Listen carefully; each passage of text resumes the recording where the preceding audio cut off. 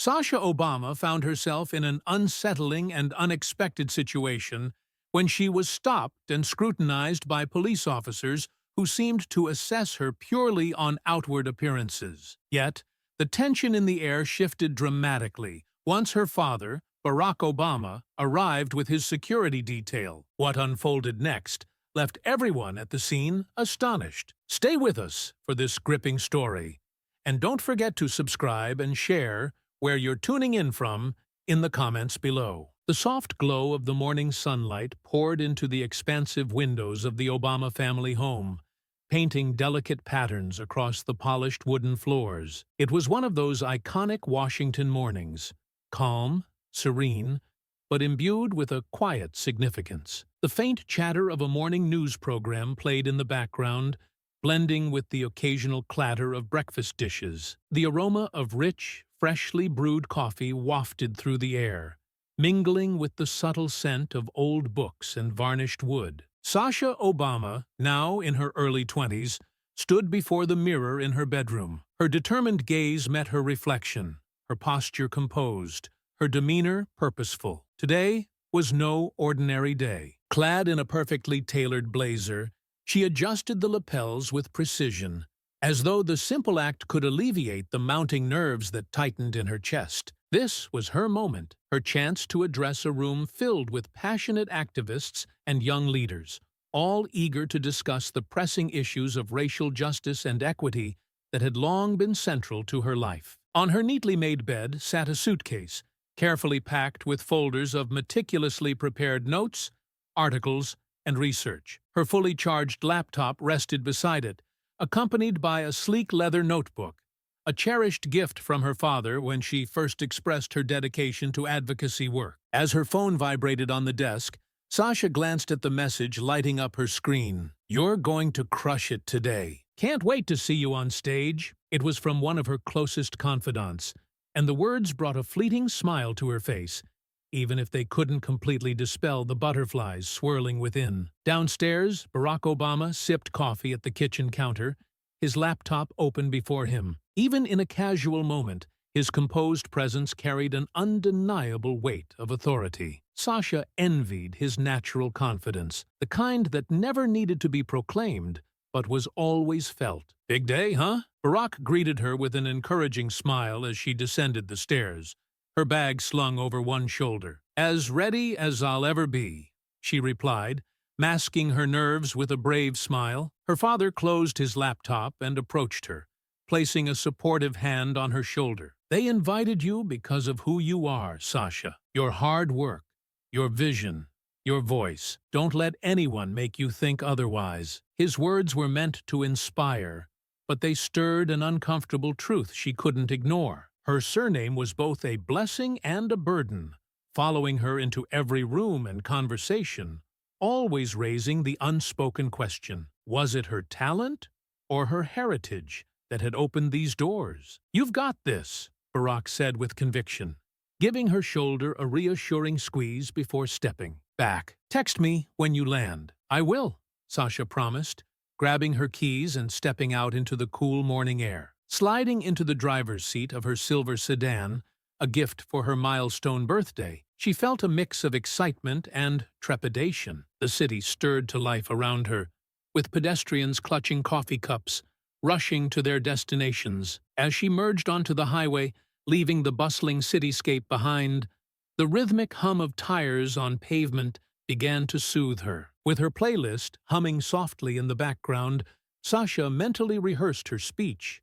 focusing on the intricate nuances of racial inequities and systemic biases. The road stretched ahead in an endless ribbon, framed by small towns with cozy diners and antique storefronts. She relished the temporary escape from the demands of city life, allowing herself a brief moment of calm. But the serenity was short-lived. A sudden flash of red and blue lights in her rearview mirror sent a jolt through her. Her stomach knotted as she glanced at the speedometer. She wasn't speeding. Her paperwork was in order. What could this be about? Pulling over to the shoulder of the road, Sasha followed the steps her father had drilled into her. Turn off the engine, lower the window, and keep both hands visible on the wheel. The officer who approached her vehicle was imposing, his mirrored sunglasses hiding any glimpse of emotion. A second officer lingered near the patrol car, his watchful gaze scanning her vehicle. "License and registration," the first officer demanded, his tone curt and devoid of warmth. Sasha maintained her composure, moving deliberately to retrieve the requested documents. "It's in the glove compartment," she informed him before reaching over. When she handed over her license, the officer studied it for a moment before his gaze flickered back to her. "You own this car?" he asked, his tone laden with skepticism. "What happens next will shock you. Stay tuned for the incredible twist that changed everything." "Mind sharing where you're headed, miss?" The officer's voice was laced with thinly veiled skepticism as he leaned into the open car window. "I'm on my way to Richmond for a conference," Sasha replied, her tone measured, even as her heart raced. The officer didn't jot anything down.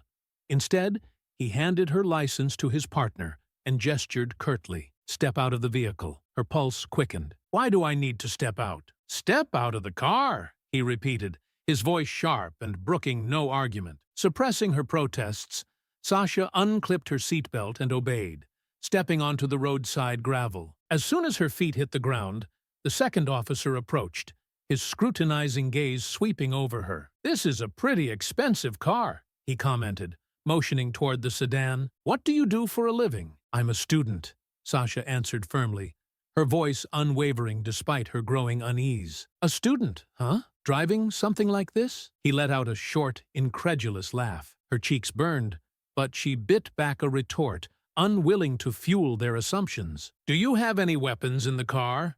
the first officer asked, his hand resting casually on his holster as he moved toward the driver's side door. "No," she answered quickly. "Drugs? Alcohol?" "No," she repeated, her voice steady. Ignoring her responses, the officer opened the car door and began rummaging through her belongings without seeking permission. "Hey!" Sasha protested, stepping forward instinctively. "You can't do that." The officer didn't acknowledge her, continuing to rifle through her things. "Ma'am!" the second officer interjected, stepping closer and raising a hand in a warning gesture. "You need to calm down." Her breathing quickened as she reached for her phone. "Don't move!"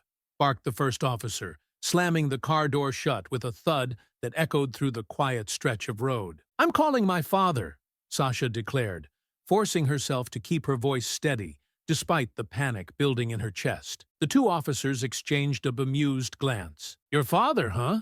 the taller one sneered. "And who's that supposed to be?" Without a word, Sasha held up her phone, her thumb pressing the call button. "Barack Obama," she said plainly, locking eyes with them. The officers burst into laughter, a derisive sound that made her grip the phone tighter. "Sure he is," the taller officer said, the mockery in his tone unmistakable. The phone rang once, twice. Then a familiar voice filled her ear. "Sasha, what's going on?" Her father's calm but firm tone instantly steadied her. "Dad," she said quickly, keeping her voice low, "I need you." "Where are you?" Barack Obama's voice remained composed, but there was an undercurrent of urgency she knew well. "Highway 64, just past the Fairfax exit," she replied, glancing warily at the officer looming closest to her. "Two officers pulled me over.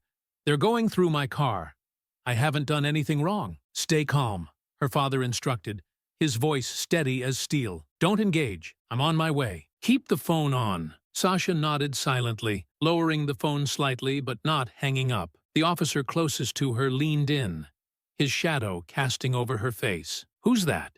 he asked, his voice dripping with mockery. "Your lawyer?" Sasha remained silent, holding his gaze with unflinching resolve. "Oh, she's got rights," the second officer sneered, circling her car like a predator sizing up prey. "You think Daddy's going to bail you out of this one?" The words stung, but Sasha didn't flinch. "I haven't done anything wrong," she stated, her voice calm but firm. "Consent?" The first officer laughed derisively. "We don't need consent when we've got reasonable suspicion." "Suspicion of what?" Sasha demanded, her composure wavering as frustration bubbled beneath the surface. "Of someone like you not belonging in a car like this," he shot back, his tone cold. Sasha's chest tightened, anger and fear mingling in equal measure. She fought to steady her breathing, to keep her father's words echoing in her mind. Don't let them see they've rattled you. The second officer barked an order. Step away from the car. Her phone buzzed, the screen lighting up with a message from her father. I'm 15 minutes away.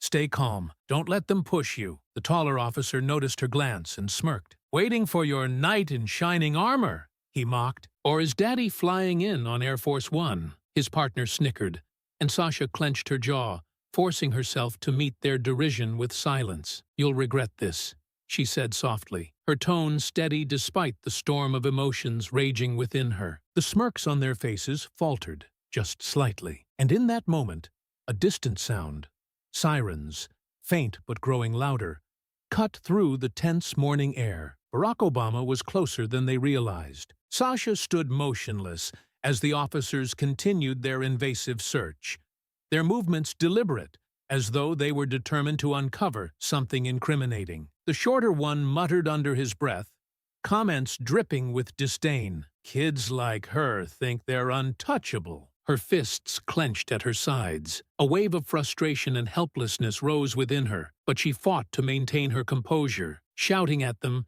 invoking her father's name, or demanding respect would only escalate the situation. Instead, she focused on the steady rhythm of her father's voice, still coming through the phone speaker. Stay calm, Sasha, Barack Obama's voice urged her. I'm almost there. But the officers were far from finished. We're going to need to take your car in for further inspection, the taller officer announced, snapping her laptop closed with a loud, jarring sound. What? Sasha's voice cracked. You can't take my car. I haven't done anything wrong. The shorter officer stepped closer, his tone adopting a mock softness that felt more threatening than kind. Listen, he said, his eyes narrowing. You can make this easy, or you can make it hard, but you're not leaving until we're satisfied. The word satisfied lingered in the air, heavy with unspoken implications. Sasha's phone buzzed again in her trembling hand. Another message from her father appeared on the screen, 2 minutes away. Hang in there. She gripped the phone tightly, her knuckles white. Just wait, she said, her voice shaking but resolute. You'll see. The officers exchanged uneasy glances before their mocking laughter resumed, though it was tinged with nervousness. Then, faintly at first, she heard it, a low, steady rumble growing louder. The officers turned their heads toward the sound, their bravado slipping. Moments later, 3 black SUVs came into view, their tinted windows gleaming in the golden light of the setting sun. The vehicles pulled to the roadside with military precision,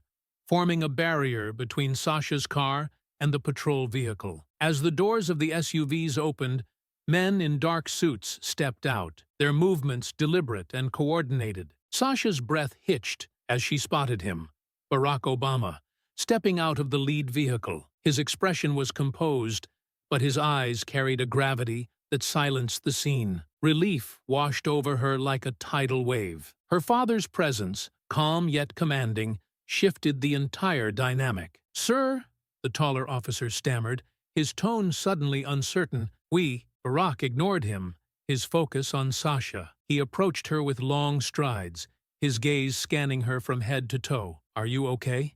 He asked, his voice low and steady. Sasha nodded, though her hands still trembled. Satisfied that she was unharmed, Barack turned to the officers, his sharp, unyielding gaze fixed on them. Now, he said, his voice steely, you're going to explain exactly what's going on here. The officers visibly stiffened, their earlier arrogance replaced with unease. The weight of Barack Obama's presence and the security detail flanking him dismantled their confidence. The taller officer cleared his throat. Sir, Before you say another word, Barack cut him off, his tone unyielding. I want to know why my daughter was pulled over, and why her belongings were searched without her consent or a warrant. The officer hesitated, visibly grappling for an explanation. We had concerns about the legitimacy of her ownership of the vehicle, he finally said, stumbling over the words. Concerns?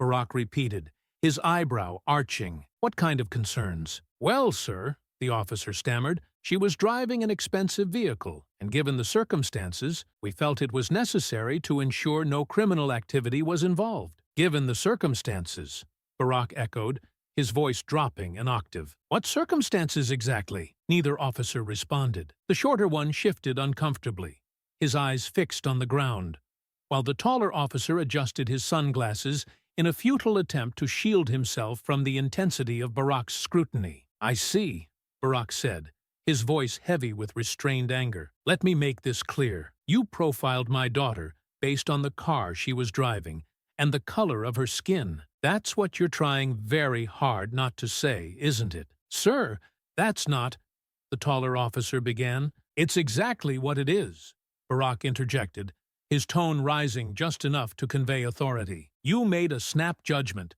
decided she didn't belong, and treated her like a criminal. And now you're scrambling to justify your actions." The officer opened his mouth to respond, but Barack silenced him with a sharp wave of his hand. "You're done talking," he said firmly. "Now, you're going to listen." Sasha stood frozen, her heart pounding as she watched her father take command of the moment. He wasn't shouting, but the weight of his words was undeniable. "My daughter has done nothing wrong," Barack continued. "She complied with your instructions, handed over her ID, and yet you humiliated her, searched her belongings, and treated her as though she were guilty of something, all because of the car she was driving and the assumptions you made about her." He gestured toward the security team behind him. "Do you see these men? They're here because my family has spent years under public scrutiny, facing threats, prejudice, and hostility. And yet, despite all of that, my daughter still believes in this country, its promise of fairness and justice, and today you tried to strip that away from her." The older officer finally found his voice. "Sir, we didn't know who she was." "That's the problem," Barack said, his eyes narrowing. "It shouldn't matter who she is.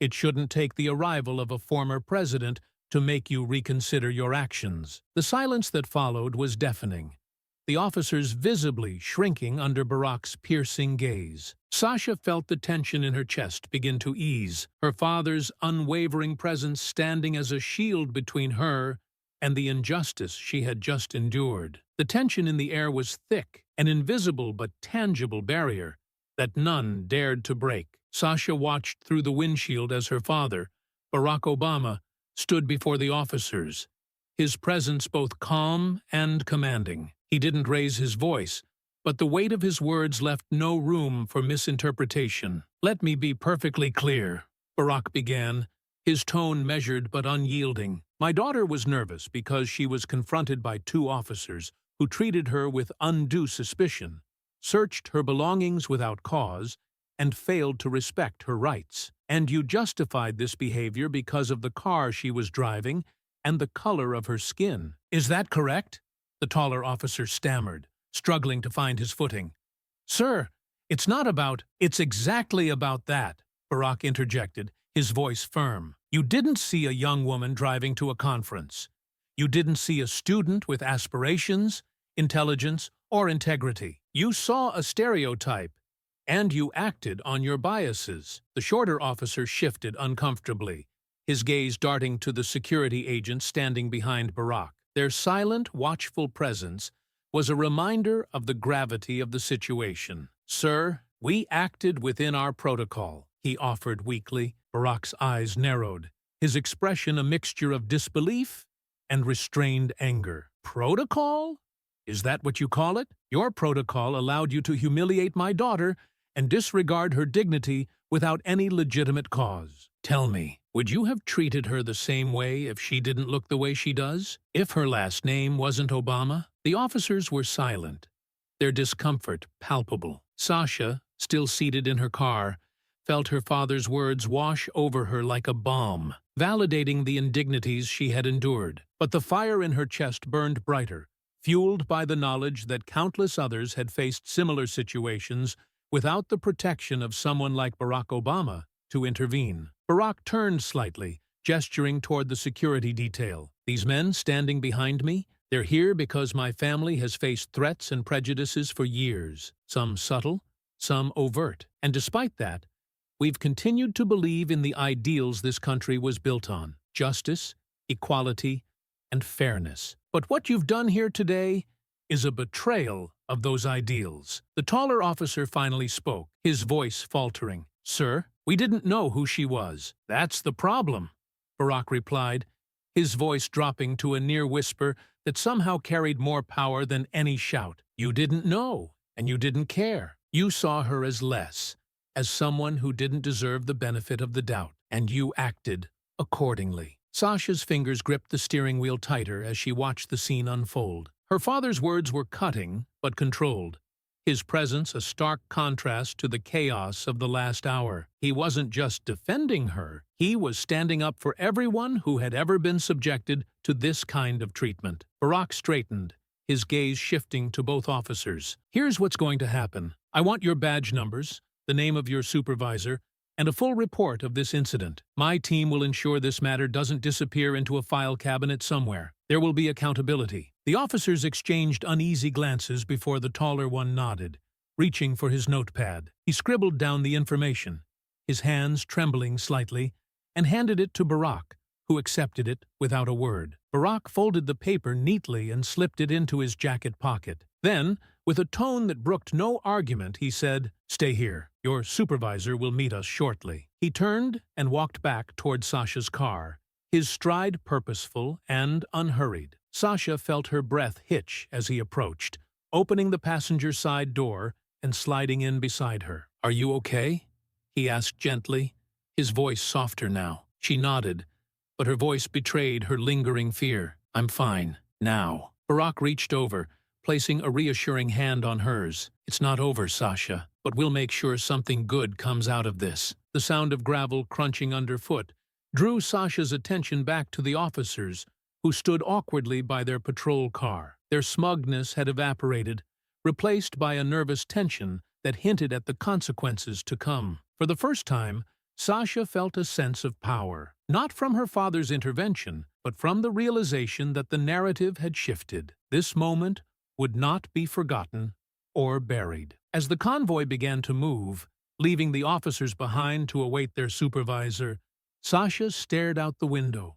The events of the morning replayed in her mind, but her focus was no longer on the humiliation or fear. Instead, she thought about the countless others who had faced similar injustices without a voice to advocate for them. "They were never going to let me leave," she said quietly, almost to herself. Barack's grip on her hand tightened. "No," he said after a pause. "They weren't, because they didn't see you. They saw a stereotype." Sasha's jaw tightened, and she turned to look at her father. "What if you hadn't come?" Barack met her gaze, his expression resolute. "But I did." For the first time since the ordeal began, Sasha felt a fragile sense of safety. But beneath it, a deeper resolve began to take shape, a determination to ensure that no one else would have to endure what she had. This wasn't just about her. It was about fighting for justice, for change, for everyone who had been silenced or ignored. As the convoy headed back toward the city,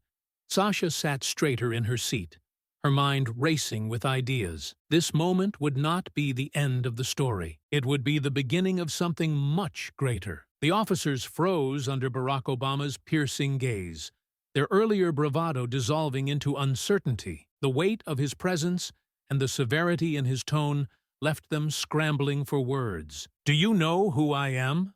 Barack asked, his voice calm yet dangerously low, each word carrying a palpable tension. The taller officer stiffened.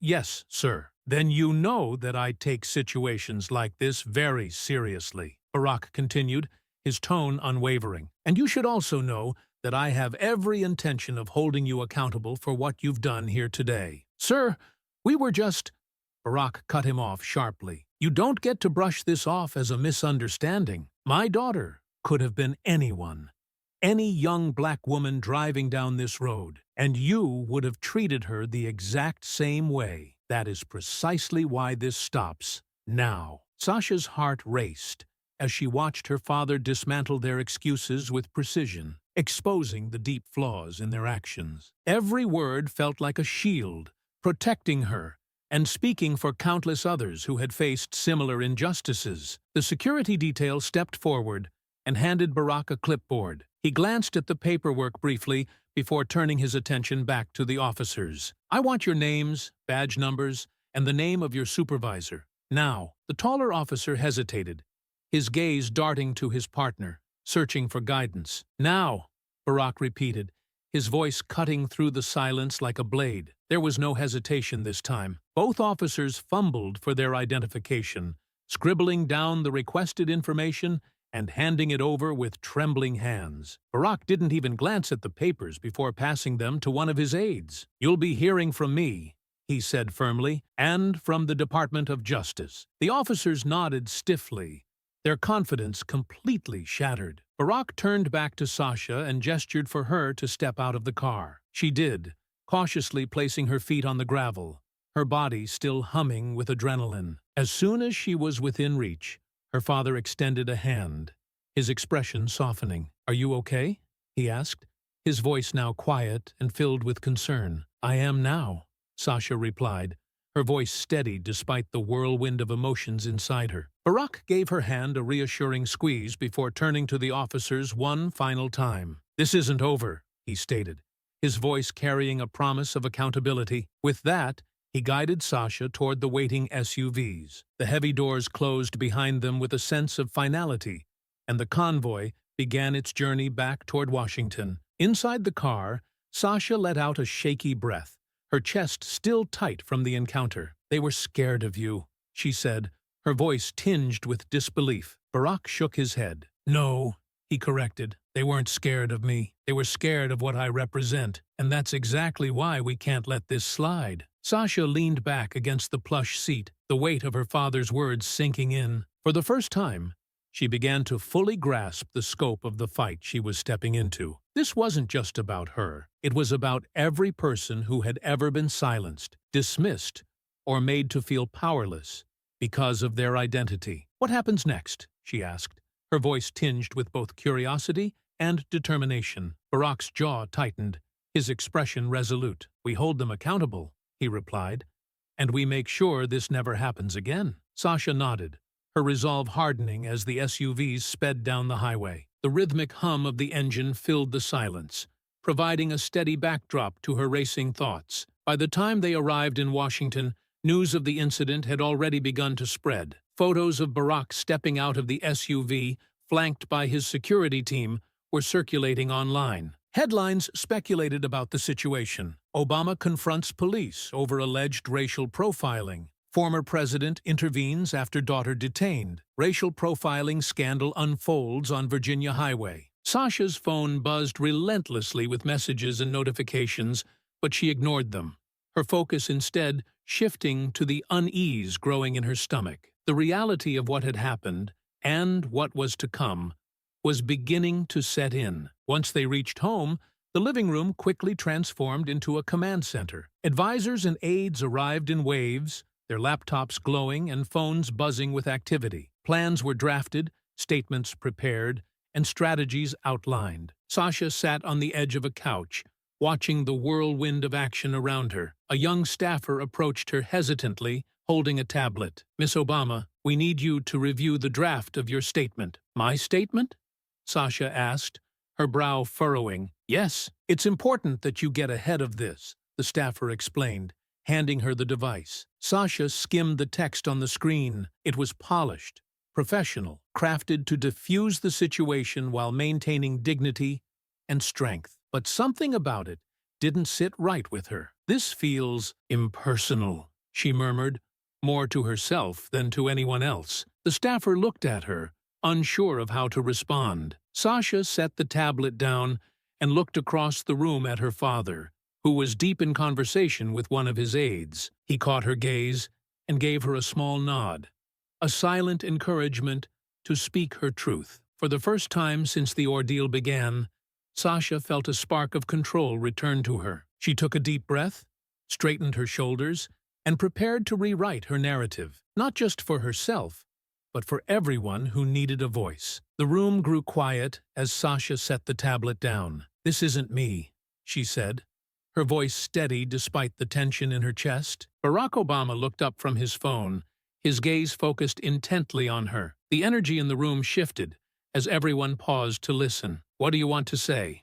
he asked, his tone calm but encouraging. Sasha hesitated, aware of the many eyes now fixed on her. But as she thought of the officers' smirks, their mocking tones, and the humiliating way they had treated her, her resolve hardened. She sat up straighter in her seat. "I want to talk about what it felt like," she said. "The humiliation, the fear, not just mine, but the fear that people go through every day. People who don't have someone powerful to call. I don't want it to sound rehearsed. I want it to feel real." Barack's lips curled into a faint, approving smile. "Then let's make it real," he said. By the following morning, the story had exploded across the media landscape. Cable news programs dissected every detail of the incident, while social media buzzed with polarized reactions. Many praised Sasha for her bravery in standing up to the injustice, but others criticized her, accusing her of using her privilege to escalate the situation. The backlash didn't dampen the flood of support. Stories began pouring in from people who had experienced similar treatment. Black men and women recounting their encounters with racial profiling and abuse of authority. The Department of Justice announced an official investigation, and the officers involved were placed on administrative leave pending review. The local police department released a carefully worded statement expressing regret if any actions were misinterpreted. Sasha read it aloud in the living room, her voice laced with frustration. "Misinterpreted?" she repeated, pacing back and forth. "They treated me like a criminal. They dumped my things on the road, made jokes about whether I belonged in my own car. How do you misinterpret that?" Barack looked up from his laptop, his expression calm but determined. "They're trying to minimize it," he said. "That's why we can't let up." And they didn't. That afternoon, Sasha and Barack sat side by side for their first interview since the incident. The interviewer leaned forward, her tone sympathetic but probing. "Sasha, can you describe what was going through your mind in that moment?" Sasha hesitated, taking a deep breath before answering. "I was scared," she said honestly. "Not because I'd done anything wrong, but because I knew that no matter what I said or did, they had all the power. And I thought, what if I wasn't who I am? What if I didn't have someone to call? How far would it have gone?" The interviewer nodded, then turned to Barack. "Mr. Obama, what do you hope will come out of this situation?" Barack's voice was steady, deliberate. "Accountability," he said. "Not just for the officers involved, but for the entire system that allows this kind of behavior to persist. This isn't just about my daughter. It's about every person who has been judged unfairly because of how they look or where they come from. It's about making sure this stops." The interview sparked another wave of headlines and reignited the national conversation about systemic racism and police reform. Activists demanded immediate action, and protests erupted across the country. While the public rallied behind her, Sasha struggled with the intense spotlight. She fielded interview requests, spoke at rallies, and collaborated with her father's team on policy recommendations for reform. But the emotional weight of it all pressed down on her, leaving her feeling drained and uncertain. One evening, as she sat on the balcony overlooking the city, Barack joined her, handing her a cup of tea. "You did good today," he said, settling into the chair beside her. Sasha wrapped her hands around the warm mug, staring out at the distant city lights. "I feel like it's never enough," she admitted. "Like no matter how loud we are, it won't really change anything." Barack set his cup down and leaned back. "Change is slow," he said, "but every step we take makes it harder for them to go back. That's why we keep pushing. That's why we don't give up." Sasha nodded, letting his words settle in her mind. The next morning, the Justice Department released its preliminary findings, confirming that the officers' actions violated protocol and exhibited signs of racial bias. Public pressure mounted, and the police department announced sweeping reforms, including mandatory bias training and the creation of an independent oversight committee. Sasha read the news and felt a flicker of hope. It wasn't everything, but it was a start. As she prepared for her next speech, this time at a national conference on justice and equality, she felt a newfound sense of determination. The fight was far from over, but for the first time, she felt ready to face it head-on. The morning sun filtered through the sheer curtains of the Obama home, casting warm patterns on the polished floors. Sasha sat at the dining table, her thoughts elsewhere as papers lay spread before her. Notifications buzzed on her phone. Headlines, social media posts, emails from advocacy groups. She knew the world was watching, and while the weight of responsibility was heavy, it was no longer paralyzing. Barack entered the room holding 2 cups of coffee. He placed one in front of her before sitting down across the table. "Did you sleep?"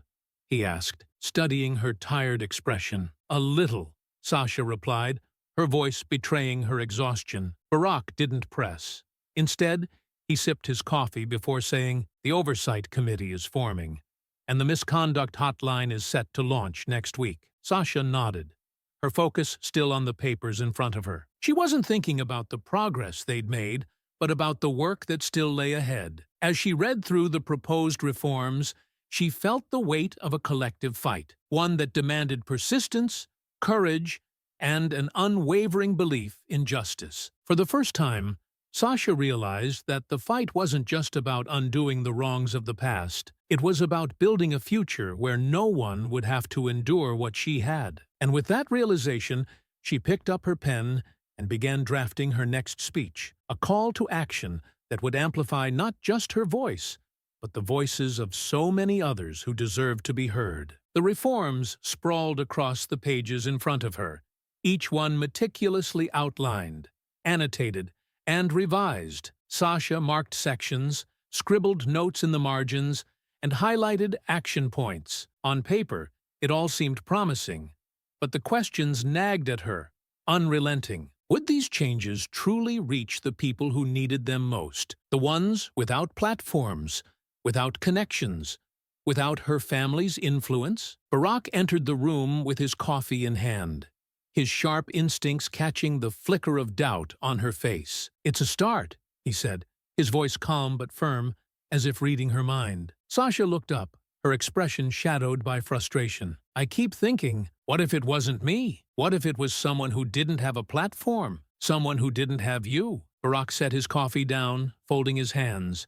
His response was measured, but solemn. "Then it would have been swept under the rug," he admitted, just like so many cases before it. "That's not good enough," Sasha said sharply, the edge in her voice betraying the emotions she tried to keep contained. "I don't want to be the exception. I want to make sure this doesn't happen to anyone else." Barack's expression softened, but pride gleamed in his eyes. "Then you need to keep speaking up.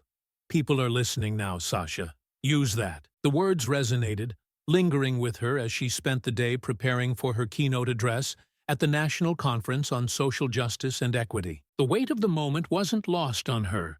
This was her chance to amplify her voice, to make it count. That evening, she rehearsed her speech in front of the mirror, smoothing the fabric of her blazer as nerves crept in. Her hands trembled slightly, betraying her confidence. "This has to be perfect," she whispered to herself. A soft knock at the door broke her focus.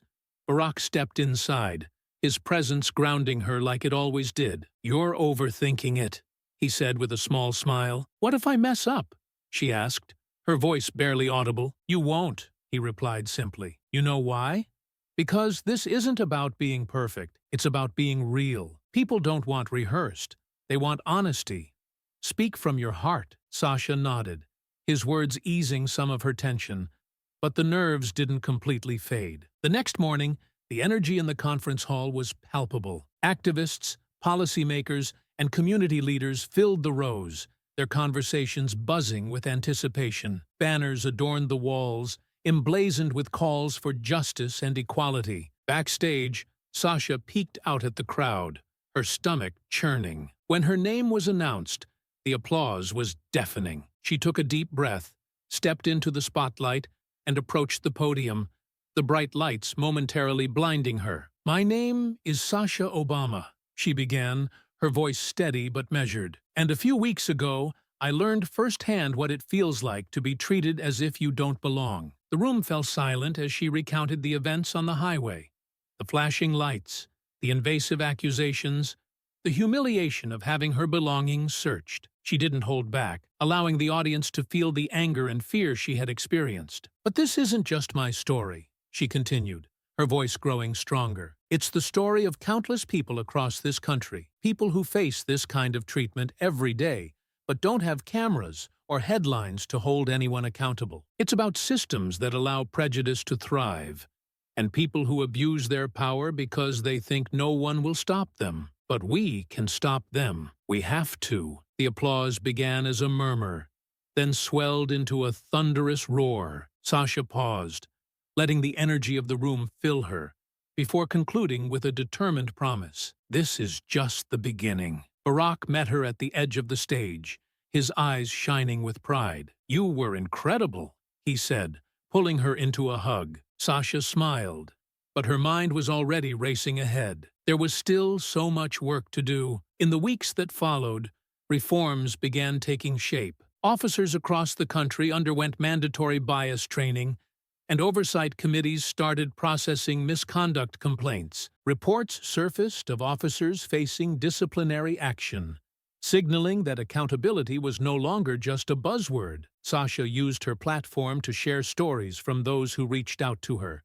Stories of injustice, resilience, and hope. One email, in particular, stood out. "They treated me differently this time," it read. "They were respectful. I don't know if it was because of what you said, but I wanted to thank you. You made a difference." Sasha read the email twice, then forwarded it to her father with a simple message. "This is why we fight." As months passed, Sasha stepped fully into her role as an advocate. She spoke at universities, testified before congressional committees, and collaborated with her father's team to draft legislation aimed at expanding oversight of law enforcement practices. But the fight wasn't over. One evening, she and Barack sat together on the balcony, the city lights stretching out before them. Sasha turned to him, her voice tinged with doubt. "Do you really think things will change?" Barack took a sip of his coffee, his gaze steady. "Change is slow," he said, his voice calm but resolute. "And it's hard, but every step we take makes it harder for them to go backward. As long as we keep pushing, we keep moving forward." Sasha nodded, letting his words settle over her like a warm blanket. The road ahead would be long and difficult, but as she looked out at the shimmering skyline, she felt a renewed sense of purpose. The morning air felt lighter than it had in weeks. Sasha stood by the window of her apartment, gazing out at the Washington skyline. She thought of everything that had transpired, the fight, the progress, the setbacks, and felt ready for whatever came next. The first rays of sunlight stretched across the horizon, illuminating a city that bustled with life, cars honking, pedestrians rushing to their destinations. Yet inside Sasha's apartment, there was stillness, a rare moment of calm. For the first time in what felt like forever, she allowed herself to exhale deeply. Her phone buzzed on the kitchen counter, breaking the quiet. Another email, another story. Sasha opened it and read the words slowly, letting them sink in. "Thank you for speaking up. Because of you, I finally felt brave enough to file a report after what happened to me last month." Sasha closed her eyes for a moment, letting the weight of the message settle in her chest. Over the past few weeks, she had read dozens of similar emails, each recounting stories of humiliation, fear, and, in some cases, long overdue justice. But this one struck differently. Perhaps it was because the writer was close to her age, or maybe it was because the emotions in the message mirrored what she had felt that day. Alone, powerless, until she wasn't. A knock at the door interrupted her thoughts. "Come in," she called, and her father stepped inside, his presence calm but commanding, as always. His sleeves were rolled up, his tie slightly loosened, a look that signaled he was ready to get to work. "Busy morning?" Barack asked, glancing at the laptop and scattered papers spread across the table. Sasha shrugged, same as usual. Barack picked up one of the reports detailing the early results of the reforms they had fought for. Complaints about racial profiling were already beginning to decline in several areas, and the misconduct hotline had received over 500 calls in its first week. He set the paper down with a faint smile. "It's working." Sasha folded her arms, leaning against the counter. "For now," she said, her voice cautious. "But what happens when the momentum slows? When the cameras move on and people stop paying attention?" Barack stepped closer, resting a reassuring hand on her shoulder. "Then we keep pushing," he said firmly, "because change doesn't happen all at once. It happens step by step. And whether you realize it or not, you've already taken one of the biggest steps." Sasha let his words linger, wanting to believe that their efforts would lead to lasting change, but part of her couldn't shake the fear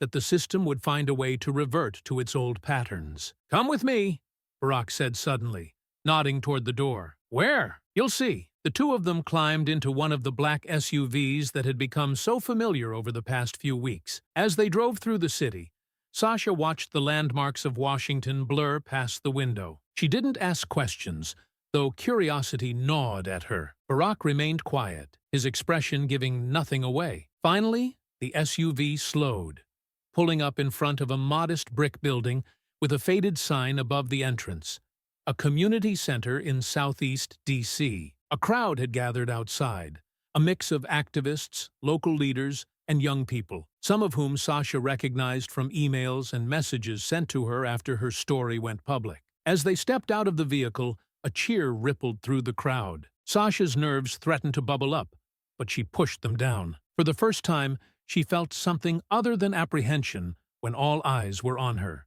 She felt purpose. Barack leaned in close, speaking softly. "This is what change looks like. Ordinary people coming together, refusing to accept the way things are." Sasha stepped forward, and the crowd quieted. "Hi," she began, her voice steady. "I want to start by saying thank you. Thank you for showing up, for speaking out, and for reminding me why this fight matters." She scanned the faces before her, taking in their hope, their determination. "Standing here today, I'm reminded of something my dad once told me. Change doesn't happen overnight. It takes time, patience, and a lot of work. But it also takes courage, the kind of courage it takes to speak up when you're scared, to keep going when people tell you it's impossible, and to fight for what's right even when it feels like no one's listening." The crowd erupted in applause, but Sasha raised a hand, signaling she wasn't finished. "I've learned a lot over the past few weeks. About fear, about anger, but also about hope. And I've learned that hope isn't something we wait for. It's something we create." She paused, her voice softening. "So let's keep creating it. Let's keep pushing, keep speaking up, and keep showing the world that we're not going to let this go." The applause that followed was deafening. This time, Sasha didn't feel overwhelmed by the attention. She felt grounded, empowered. Later that evening, as she and Barack drove home, the city lights blurred into golden streaks against the darkened sky. The silence in the SUV was comfortable, filled with unspoken understanding. "Proud of you," Barack said, breaking the quiet. Sasha smiled faintly, her eyes still on the lights outside. "I'm proud of us." Barack reached over, giving her hand a quick squeeze. "We're just getting started," he said. She nodded, knowing he was right. The reforms they had pushed for were only the beginning. The real work, the work that would ensure these changes lasted, was still ahead. It wouldn't be easy, but as Sasha gazed at the city, she felt something she hadn't in weeks: power, resilience, and the certainty that she was no longer afraid. Thanks for watching. Make sure to subscribe to the channel so you don't miss more stories like this. Share this video with your friends to keep the conversation going and help spread awareness. Check out our other videos for more powerful stories about justice, equality, and standing up for what's right.